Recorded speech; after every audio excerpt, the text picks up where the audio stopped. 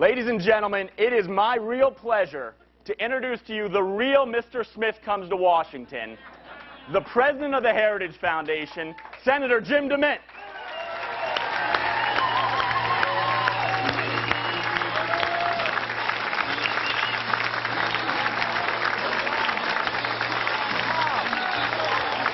Thank you. Thank you. Thanks for being here. Whoa! Thank you. Thanks for coming. I'm so proud of Mike and his team. I know from being on the inside that they're making progress. And the way I know it is a lot of people are complaining about what they're doing on Capitol Hill. As we say, if you're not taking fire, you're not over the target. And we got Republicans and Democrats and the media and everybody firing at Heritage Action. That means some good things are happening. So, Mike, thank you for you and your team. I'm especially proud of Mike. If you heard him introduce when he first came out, he said, "Thank y'all for coming." Now, he's from New York. Maybe that's out of respect of someone who came from South Carolina, but I appreciate that.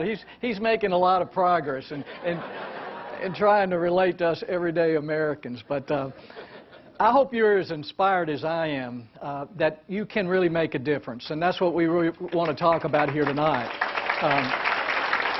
Now, I know a lot of you had to wait a long time in line to get here. You're all packed in here tonight. A lot of people are having to stand up all along the walls, but we did that on purpose. We did. We wanted to simulate what it's going to be like in a doctor's office in about a year or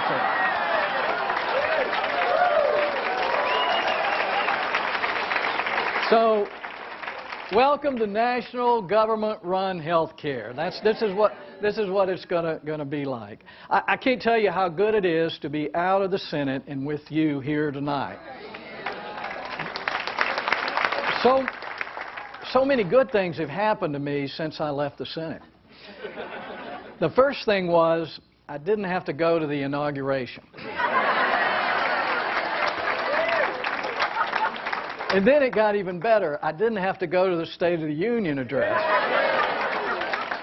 But the best part of it is every day I get to go to work with about 270 people who love this country, and even more important, they understand the principles that make this country great.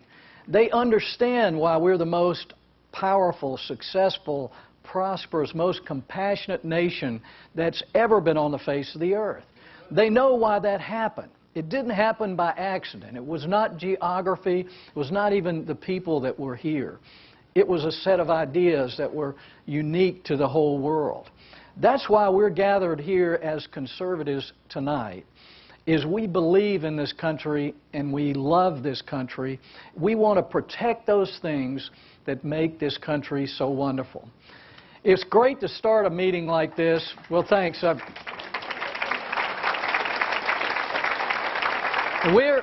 First Amendment gives us the right to petition the government for redress of grievances. And we're here tonight because we have a lot of grievances, but we have one in particular we want to talk about. But before we do that, I want to just go back to Rafael Cruz's prayer opening us up, because sometimes we seem angry as conservatives, but we need to begin every conversation, every redress of grievances with what came from that prayer. Just a gratefulness that we are Americans, that we live in this country, a wonderful country, a recognition that we are so blessed to be here. And the blessings of liberty, the things in that prayer, just every time he starts that, and this is the 9th or 10th time we've done it in the last couple of weeks, it just reminds me of how grateful I am. And so everything we're talking about should be in the context of how grateful we are to God and to the millions of Americans who came before us.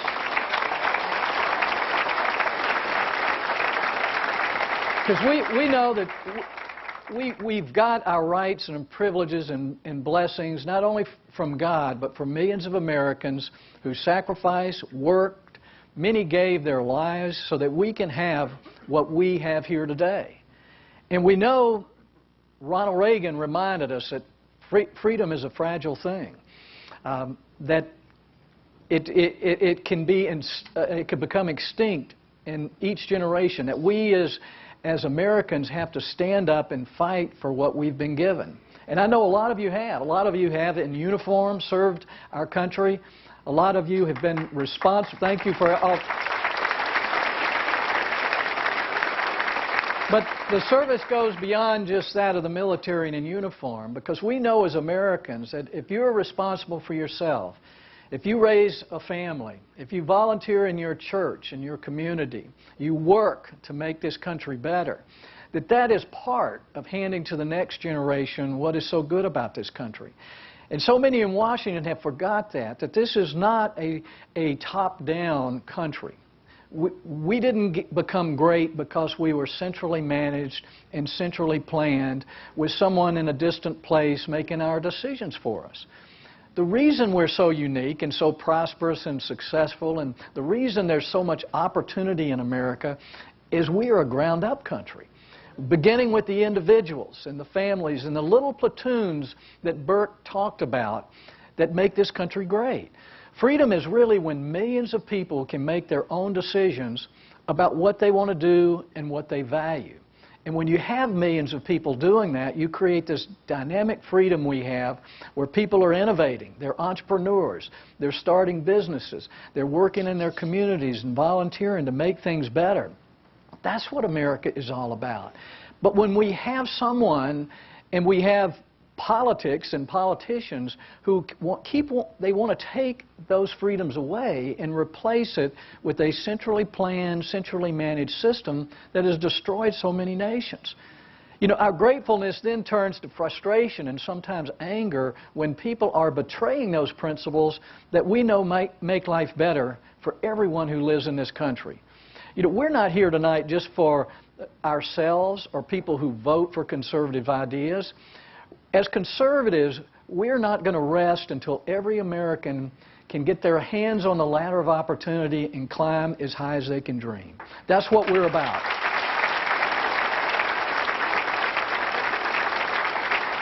And even though some in Washington, around the country, don't understand that those principles of personal responsibility and limited government, those key ideas that we talk about, those are the ideas that create a better life for everyone and more opportunity.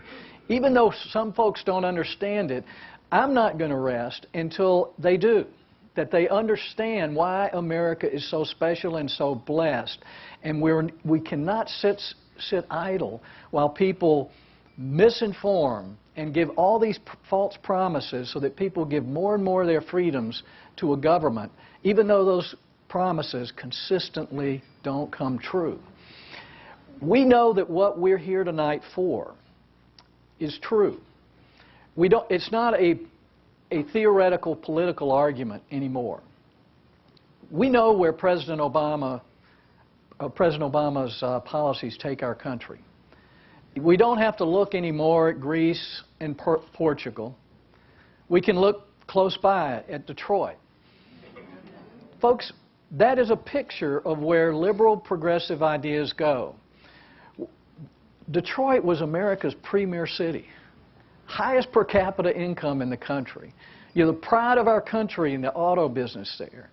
But that as you had government unions grow and higher taxes and more regulation, as you saw these liberal progressive ideas that were supposed to help the poor and build the middle class, what have we been left with in Detroit? For minorities and the poor, unemployment about 40%. Has it helped children get a better education when only 7% of children in the 8th grade read at the grade level? Has it created the prosperity that they talk about when a third of the buildings are empty? Where you got 400 liquor stores and until a few weeks ago, not one chain supermarket in what was America's premier city. Folks, it's not a theoretical argument anymore. And the state of Illinois and California and other states that are following those policies are not close behind into some form of bankruptcy. We know our ideas are being showcased all over the country. When you create more choices and competition in education, people thrive and children get a better education. We've seen it. We've had liberals who are now for choice in education because they've seen what happened in the D.C. scholarship program. I mean, we've got stories and real names and real people who were in failing schools in the 3rd grade who got a scholarship to get out to another school. They're in college today with a chance to succeed and take advantage of the opportunities in this country. See, to me, that's not a political idea. It's not a conservative idea. I mean, it's an American idea to allow people and parents the choices for a school where their children can succeed. We see it all over the country as choice spreads across the country. Children are getting better education. Not rich children. They already had the choice. This is for the folks who have been told that our ideas would hurt them, when in fact those ideas are being opposed because of special interests, not because of the interest of the children. Our ideas help children. You see states that recognize that less government and lower taxes will create a better economy and more jobs. You see Texas with no income tax, and Florida with no income tax, and other states lowering their taxes, and businesses moving from the big tax states to these states. And it's not just about helping business, it's the families and the people who are getting the jobs and having a better life that we want to talk about all over the country. Our ideas work, and we can show they work. When they passed tort reform to limit frivolous lawsuits in a state like Texas against doctors and hospitals, what happens? The doctors, the best doctors move there. That's where they want to practice. The cost of health care goes down. We know we're right. It's not enough to be right. We need to make sure that every American understands that what we're here for is not to protect some political agenda, but to make their life better, to give their children better education, to get them better health care. And that brings us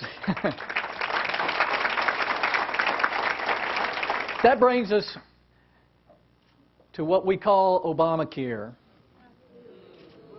Folks, the principles I just talked about, I cannot think of anything that's more un-American than national government-run health care.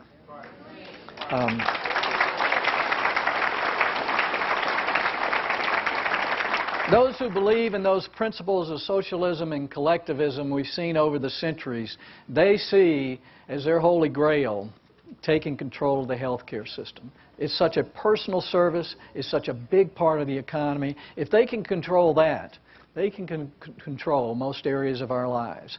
So that's been something the left in this country has wanted for years. And all our proposals, and I made a lot of them myself, that were designed to make the best health care system in the world even better, to make health insurance more available to every American, they've blocked these ideas. And we know there are common sense ideas that can make health care and health insurance available to more and more Americans.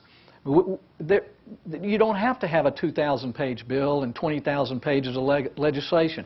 It's common sense that if you give businesses a tax break for buying health insurance, that you should do that for individuals as well. I mean, it's a simple thing to do.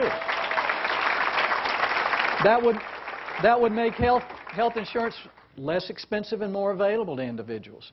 If you let people who live in Pennsylvania or Delaware buy health insurance anywhere in the country instead of just here,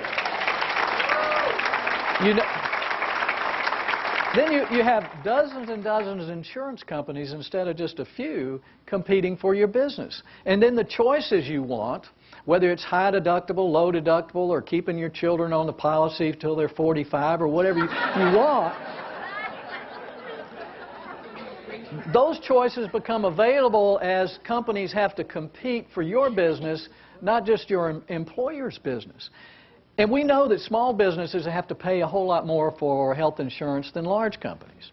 So we've had proposals that I've supported in the House and the Senate that said, hey, here's an idea. Why don't we let a lot of small businesses come together and pool their employees and buy less expensive health insurance? Why not? And that doesn't have to be just for businesses. I mean, churches can do it, Rotary clubs, this group. Why not let people pool their employees? Why would someone block that? It doesn't cost the government anything. It doesn't hurt anybody. But the Democrats and the leftists that have been in Congress block that. You know why they block that?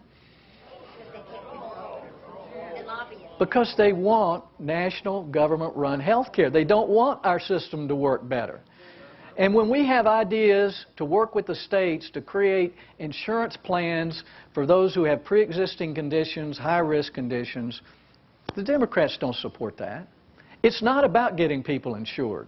It's about controlling our lives from Washington. That's what this is all about. So, folks, those that tell you that there are not ways to fix this system or that conservatives haven't offered them, they're not telling you the truth. We've got ideas that we know work, and when they've been tried to some degree, whether it be in a state or other places, we know that we can get people the health insurance they need. But we also know the promises that have been made by this government-run health care law have not been kept so far. They're not telling us the truth. It was sold under false pretenses. The American people were lied to, and they have every right, you have every right to demand of your elected officials that we stop this bill right now.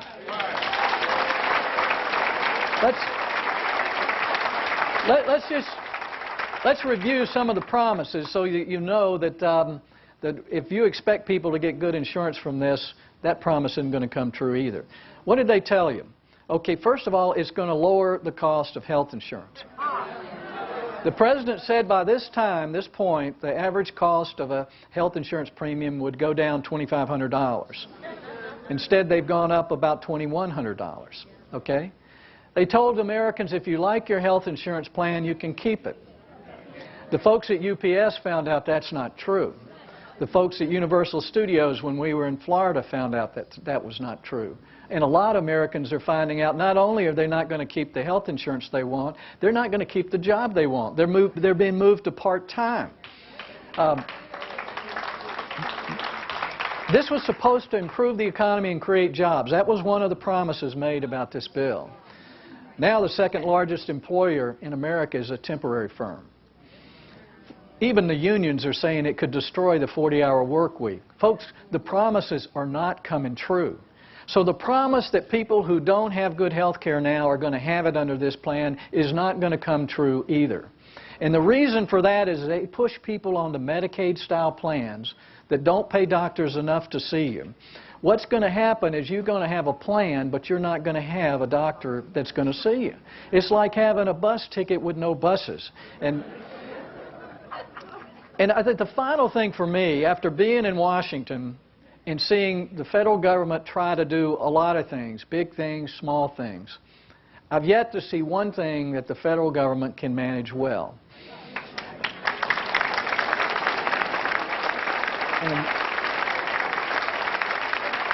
And if the military wasn't somewhat outside the political process, we'd be in trouble too.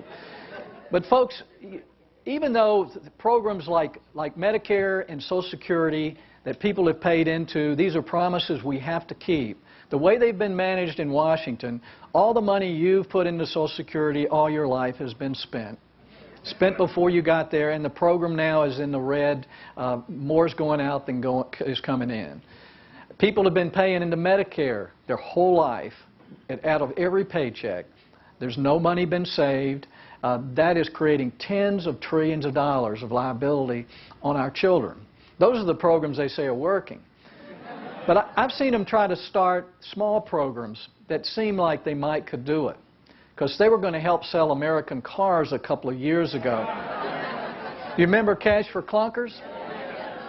It was a brilliant idea. It's a used car business, basically. And so they got $1 billion that was supposed to run a program for 6 months. 2 weeks later, it was broke. That's why I call Obamacare a Cash for Clunkers health care plan. Folks, now, So no matter what the promises, no matter what the intentions and motivation here is even if they wanted to, they cannot manage America's health care system. Folks, we don't want government-run health care. A team of us from Heritage were in London a month or so ago talking about their national health plan. The headlines in the paper when we were there were about how many people were dying in their hospitals. And why can't they change it? It's because now the healthcare system in Britain is the largest employer in the country. They're all unionized, even the doctors. They control not only the healthcare system, but the whole political system. They can't change it. It's locked in. And you have to wait forever for health care that we are used to getting in a few days. We don't want that in America, and we don't have to have it. There are better ideas, and we can stop it. Let's talk just about Obamacare for a few minutes, and then I want to get Mike back up here for questions. First of all, it is important and it is urgent. If there's ever been anything worth fighting for in the political arena, it's this. It really is.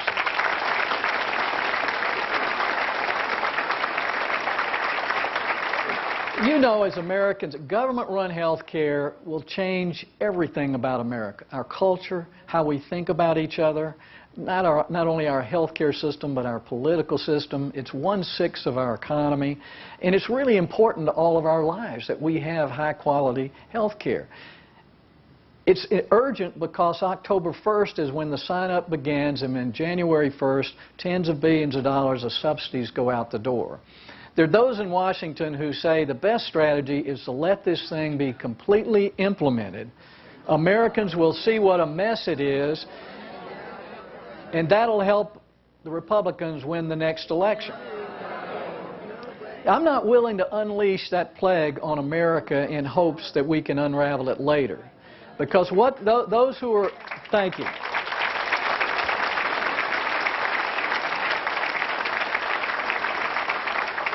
Once you move people onto government health care, the private market's going to dry up. It's going to be almost impossible to go back. This is our time to stop it. So it's urgent and it's important, and we can do it. This is a winnable battle that we can get in.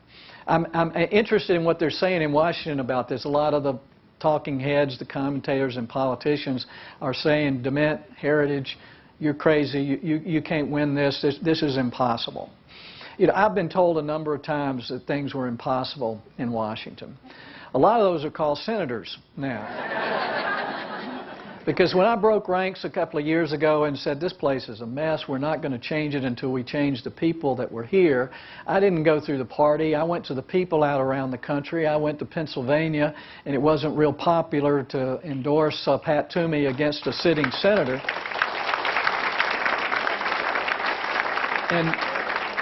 And I was lectured that you don't understand, DeMint, that Pennsylvania would never vote for Toomey. He's too conservative. I heard the same thing in Florida, or Rubio, same thing in Kentucky, or Rand Paul, or out in Utah, Mike Lee, or Wisconsin with Ron Johnson. I mean, you've heard the names.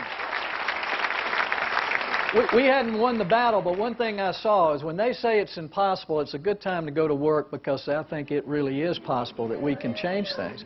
And the same people told me there's no way you could ever get rid of this Faber factory of earmarks in Washington. So it couldn't happen. Republicans, Democrats, everybody loves to take home the bacon. That's why you go and stay for 30 years, because senior members get to take home the most bacon.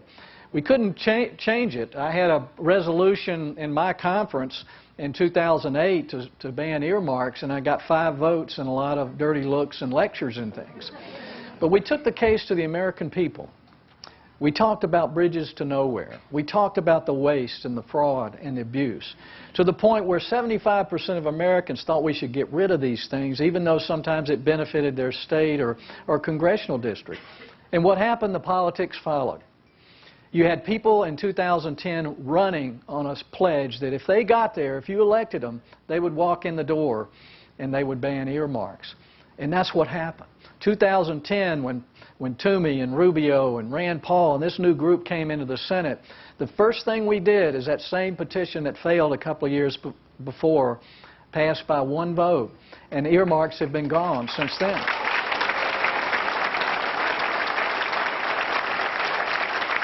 So my point is this. This is not impossible. It's winnable. But the last point is it's really up to you. And you've already taken the first major step to make this happen. Because every member of the Delaware and Pennsylvania delegation and people all over the country know you're here and that there are a lot of you. And we know in politics, you know, if one person calls you, there are probably 1,000 people who feel the same way. And so if you took the time to show up, we know there are tens of thousands of people around here that feel the same way that you do, that we're Americans. We don't have government health care in America. We are more innovative than that. We can make the system we've got better and better and better until everyone has a policy that they can afford and keep.